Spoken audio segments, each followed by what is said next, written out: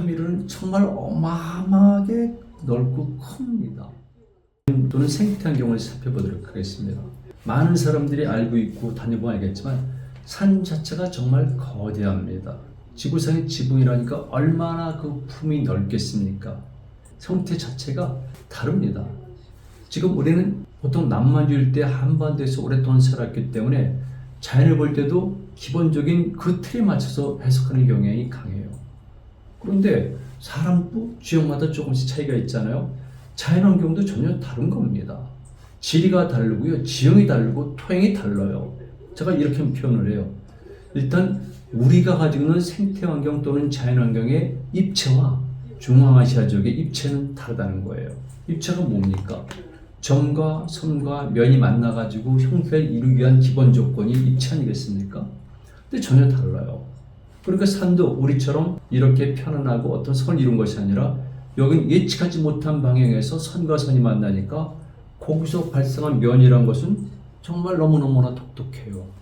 그리고 토양도 색깔이 다른 것들이 워낙 많은데 왜냐하면 품고 있는 자원이 달라서 그래요.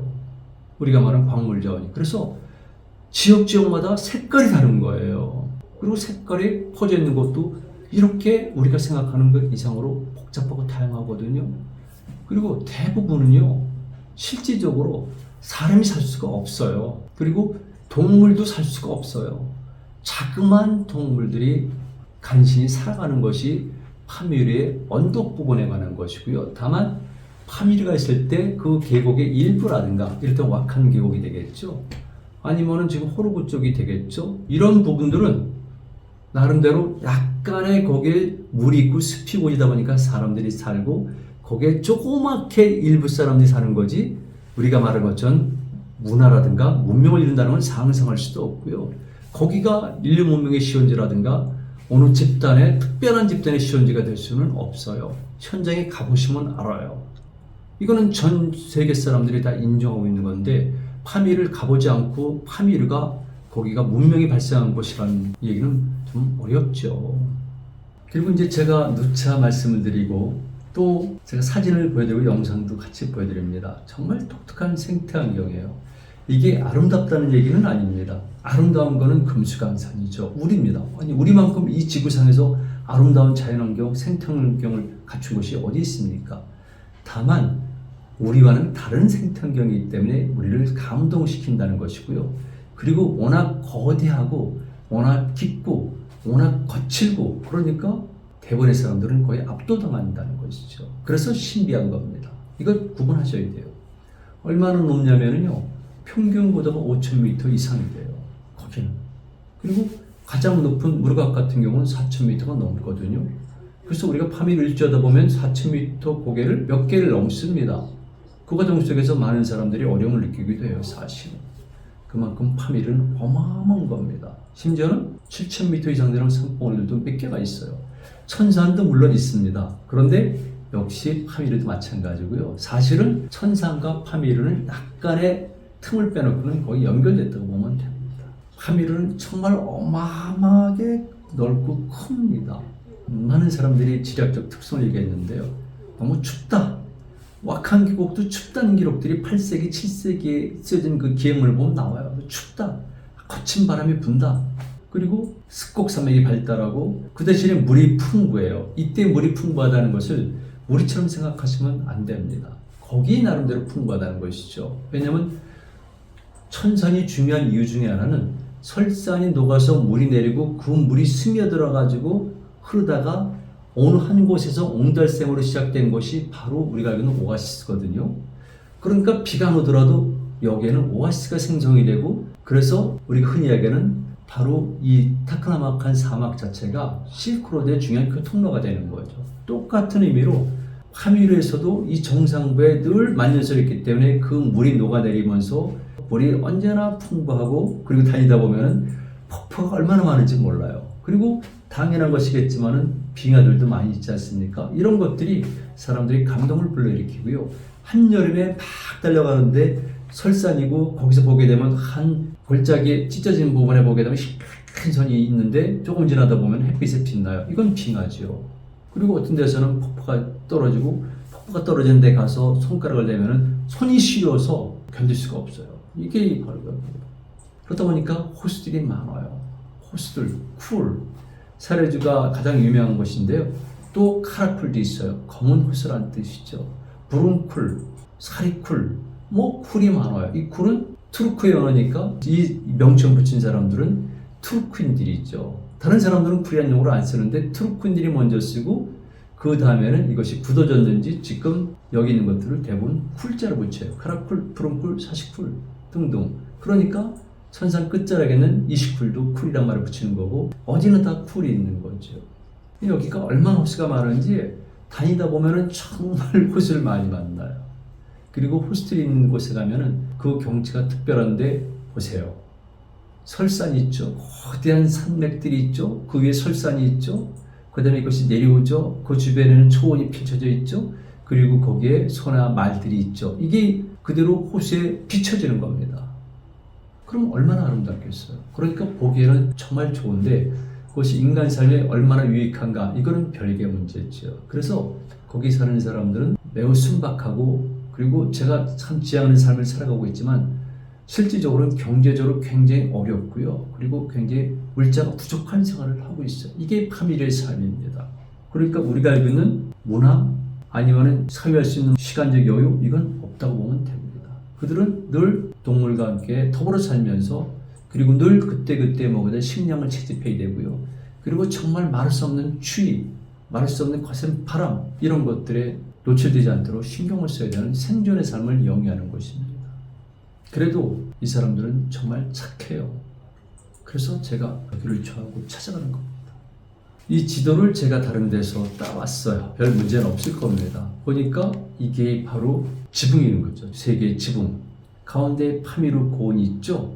그리고 동남쪽으로 보니까 카라코름을 거쳐가지고 히말라야 산맥이 연결되고 있어요. 오른쪽에는 타클라마칸 사막이 있으니까 당연히 타클라마칸 사막과 히말라야 산맥 사이가 유명한 티베트 고원이고요. 여기가 바로 고선지 장군 때 한참 당나라에 도전을 했던 토본의 나라죠. 그리고 여기가 서장이고요. 여기서 조금 벗어나만 있는 것이 청해성입니다. 그래서 지금 티베트 고원 전체는 중국 한족과는 무관한 사실은 티베트 사람들의 삶의 터전이었던 겁니다. 그리고 타클라마칸 사막이 보이는데 여기는 말 그대로 죽음의 사막이에요. 8인분지라고 그러고 타클라마칸 사막이라고 하는데 인간이 들어가면 살아서 돌아올 수 없는 곳. 이게 현장의 대담서역기에 나오는 말이에요. 그만큼 여기는 어려운 곳입니다. 그런데 여기에 오아시스를 중심으로 해서 도시를 만들고 실크로드 무용함을 구축한 사람들이 있어요. 그게 바로 넓은 의미의 페르시아계입니다. 아리안인들이 있죠. 중국 역사에서는 바로 월지라고 불려지는 사람들이에요. 이들이 여기를 처음 개척한 겁니다. 자, 그렇다면 이들과 파미르 고원은 연결이 되겠네요. 그래서 월지인들은 이렇게 타클라마칸 사막앱과 파미르 고원 사이를 오고 가는 그런 연관성을 맺을 수밖에 없어요. 그리고 파미르 고원이라는 글자 바로 위가 타지키스탄 아니겠습니까? 타지키스탄 위가 우즈베키스탄, 왼쪽에 투르크메니스탄, 그리고 키르기스탄도 연결이 되고 그래서 파미르 고원은 이렇게 우리가 말하는 중앙아시아의 남부 지역과 어디든지 연결되는 곳이다. 상대적으로 중앙아시아 여러 지역에서는 맘만 먹으면 파미르 고원적으로 내려올 수가 있다. 특별하게 여기 자체가 전략적 가치가 있거나 자원이 있거나 또는 다른 경제적 가치가 있는 건 아니에요. 그러나 어쩔 수 없는 경우가 있고 또 한 가지는 파미르 고원의 사이길을 빠져나가게 되면 인도로 들어가기 때문에 인도로 진출한 세력들은 반드시 파미르 고원을 거쳐야 돼요. 특히 서쪽을 거쳐야 됩니다. 그게 누굽니까? 예전에 페르시아인들이고 그리고 바로 유명한 알렉산더 대왕 그리고 딜리어스도 마찬가지고 마지막에는 러시아. 그래서 영국이 막고 이게 그레이트 게임이에요. 지도 보면 하늘에 나오지 않습니까? 그리고 바로 거기에 힌두쿠시 산맥이 있는데 유명한 고선지 장군이 이 힌두쿠시 산맥을 넘었죠. 그래서 그 아래쪽에는 소발류국을 점령했기 때문에 주변의 72개국이 당나라에 복속을 하고요. 그리고 터본과 소발류국의 관계를 잘라버리는 거죠.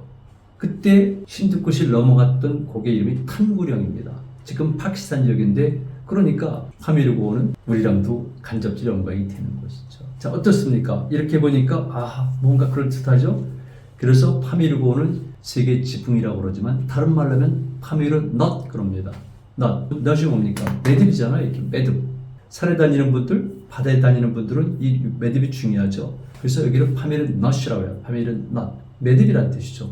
그래서 이 매듭을 풀게 되면 이렇게 전지역으로 퍼져나가기 때문에 여기가 역시 중요하구나.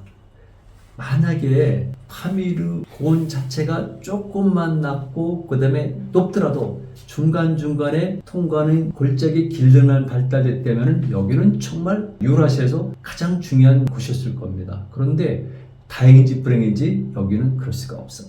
그래서 실질적으로 이것을 넘나든 사람이 없습니다. 힌두쿠시를 넘은 사람이 누굽니까? 고선지 장군 아니에요.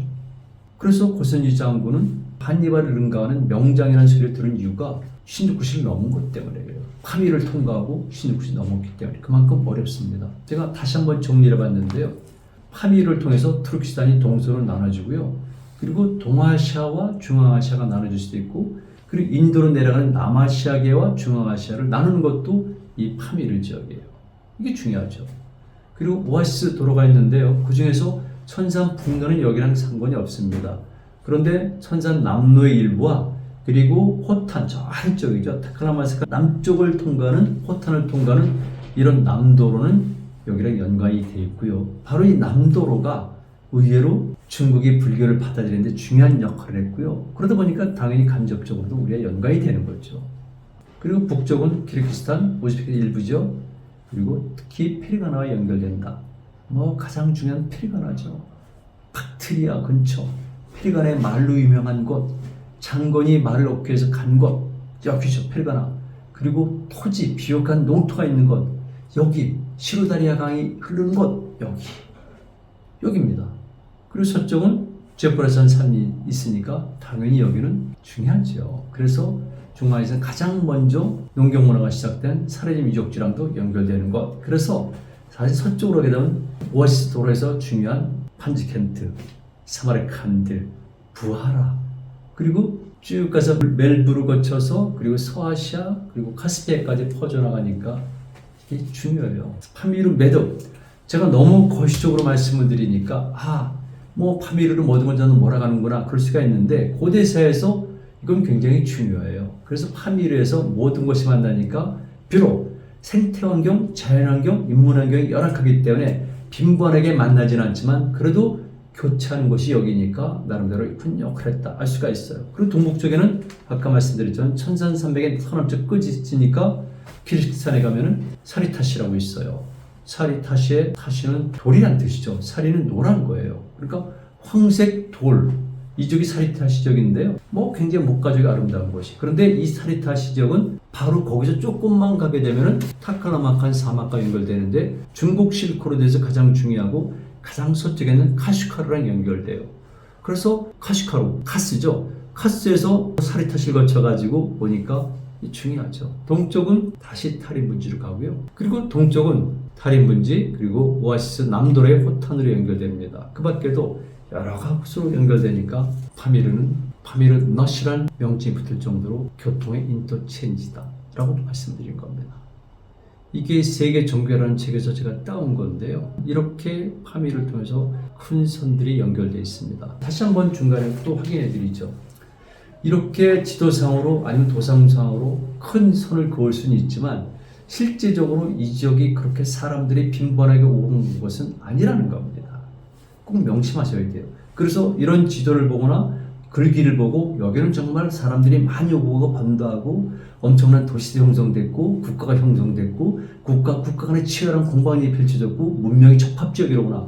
그건 아니라는 겁니다. 파미르는 일단 기본적으로 사람이 살기에 부적합한 곳입니다. 이거를 꼭 명심하셔야 돼요. 다만 신령스러운 것, 인간에게는 범접할 수 없는 뭔가 그런 구원의 상태라는 것, 즉 엘리야다가 말한 우주산의 개념에 가장 적합한 곳이라는 것, 이렇게 이해하셔야 돼요. 제가 이렇게 말씀드리는 이유를 아시겠죠?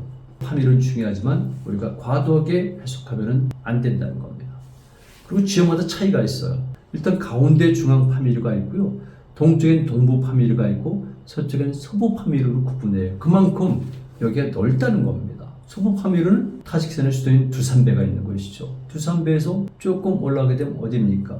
자, 바로 이겁니다. 고원의 둘레에 거주한다. 그리고 산들이 워낙 많기 때문에 그 파밀에 가까운 지역에 살고 있는 주민들 간에도 교류가 어렵다. 그리고 강물이 얼마나 빠릅니까? 나중에 하류 내리게 되면서 아무다리아강 뭐 이렇게 만나고 또 시루다리아도 있지만 기본적으로 여기 강물들은 굉장히 좁고 가팔라요. 판지강으로 모여드는데요. 많은 색강들이 모여든 판지강만 하더라도 여러분이 영상을 통해서 보시면요. 얼마나 엄청난, 제가 폭류란 단어를 썼어요. 이렇게 엄청나게, 그 래프팅이란 걸 상상할 수가 없어요. 저는 우리나라 강원도 정선에서 뗏목 타고 내려온 래프팅을 그중 먼저 한 사람이에요. 그런데 상상할 수가 없습니다. 그만큼 빠르고 폭력으로다 보니까 바로 옆에 동네인데도 불구하고 강을 건너갈 수가 없어요. 그래서 지금도 여기는 아프가니스탄, 여기는 타지키스탄 이렇게 국경을 마주보면서 꽤 장시간 달리는 거는 이 작은 강물을 놓고도 서로가 경계를 이룰 만큼 여기는 인간이 건너다니기 힘들다는 거죠. 그런데 여기서 어떻게 문명이 발생하겠습니까? 그리고 상대적으로 그러다 보니까 의배에서 침략할 수가 없고 자기 문화를 보존하고 그리고 이렇게 골짜기 살다 보니까 그들은 서로가 오랫동안 교류하지 않기 때문에 다른 종족 또는 다른 부족이라는 명칭으로 각각 다르게 발전해요. 그래서 지금 보게 되면 우리가 번역을 잘못해서 그렇지만 다른 민족이라고 그러는데 민족이 아니라 각각 다른 종족 또는 다른 부족 정도죠. 지금 왁한 계곡과 흐르고 있는 지역은 따지면 직선거리 멀지는 않거든요. 근데 달라요. 다른 겁니다. 그리고 얼마나 많은 국가들이 있었습니까? 호르구 주변 지역만 하더라도 5개 또는 8개 이런 표현이 있을 정도니까. 왁한도 마찬가지예요. 그래서 여러분들이 파미를 볼 때는 생태환경 때문에 어쩔 수 없이 발전하는 문화가 있고 역사가 있구나. 그걸 반드시 이해하셔야 됩니다.